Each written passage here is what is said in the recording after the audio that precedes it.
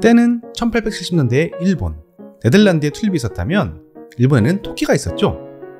이번 영상에서는 메이지 시대의 일본을 강타했던 토끼 버블에 대해 알아보겠습니다.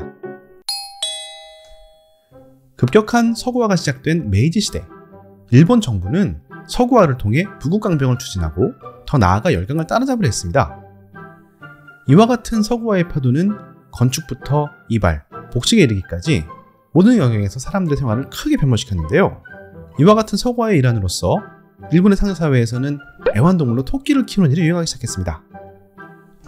토끼에는 크게 굴토끼와 메토끼가 있는데요. 일본에서는 원래 메토끼만 살고 있었습니다. 그러다 메이지 유신 이후 일본이 쇄국을 풀고 서양으로부터 다양한 물건들을 수입하는 가운데 굴토끼를 애완동물로 개량한 집토끼가 처음 일본에 들어왔던 것이죠. 이 집토끼는 귀여운 데다가 기르기도 쉽다 보니 애완동물로 토끼를 키우는 귀족이나 부자들이 늘어나게 되었고, 당시 일본인들에게 애완토끼는 루이비통이나 포르쉐 같은 성인계급의 상징이 되었습니다. 이에 토끼는 점점 더 비싸졌고, 이렇게 점점 더 비싸질수록 부유층의 소유욕을 자극했습니다. 가격이 높아질수록 수요가 늘어나다 보니 급기야 토끼는 투자자산의 반열에 오르게 됩니다. 도쿄나 오사카에서는 토끼의 품평에 걸렸고, 여기에서는 토끼의 크기, 귀의 모양, 털무늬, 색 같은 차이에 따라 엄청나게 높은 가격으로 팔리는 토끼도 생겨났습니다. 이에 점점 더 많은 사람들이 해외에서 진귀한 무늬의 토끼를 수입, 토끼를 더 예쁜 무늬로 개량시켜서 유통시키는 일에 투자하기 시작했죠. 당시 가장 인기 있었던 것은 흰색 바탕에 검은 털이 섞인 사라사 토끼였습니다.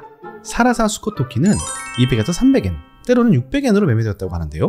당시 100엔은 현재 200만엔, 한국 돈으로 2천만원 정도의 가치가 있었다고 하니 토끼 한 마리가 1억 2천만원까지 나갔던 셈이죠.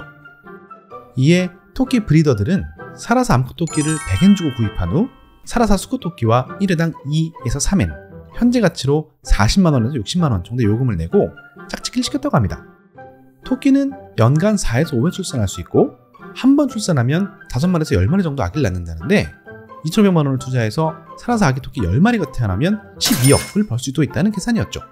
당시의 기록에 의하면 300엔짜리 토끼가 태어났다, 1000엔짜리 토끼가 태어났다고 하며 집집마다 사라사 토끼를 목표로 토끼 사육과 브리딩을 하고 있었다고 합니다.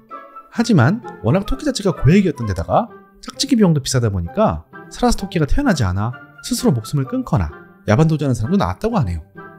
흰 토끼를 염색해서 판 사람이 체포되기도 하고, 토끼 때문에 사람이 죽기도 했습니다. 한 신문기사에서는 어떤 사람이 토끼 한 마리를 150엔에 팔려는 참에 아버지가 200엔으로 가격을 올리는 바람에 토끼가 팔리지 않았다는데요.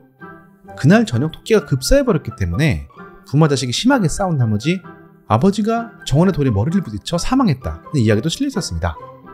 이처럼 과열된 토끼시장 때문에 여러가지 강력사건이 보도되자 도쿄 지방정부는 시장의 과열을 잠재우기 위해 토끼의 품평회를 금지시켰습니다.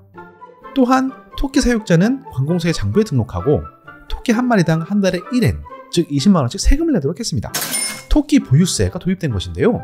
이 조치로 인해 애완토끼에 대한 부유층 수요가 급감했고, 한대 600엔까지 하던 토끼 시세는 불과 5전으로 폭락, 즉 1억 2천만원 하던 토끼가 1만원 미만으로 떨어지고 말았습니다.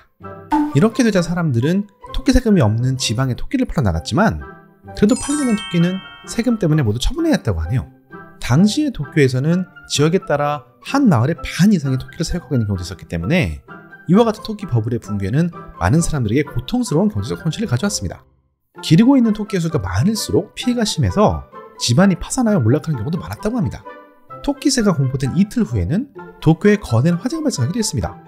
간다 지역에서 시작한 화재는 니온바시까지 번져 약 5,700채의 건물이 불타버렸는데, 한간에는 이 화재가 토끼새 신설을 원망한 사람에 의한 방화라는 소문이 흘렀다고 하네요.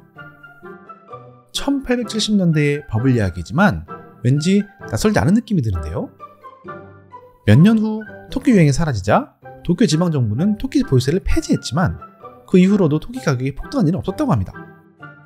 좋은 하루 되세요.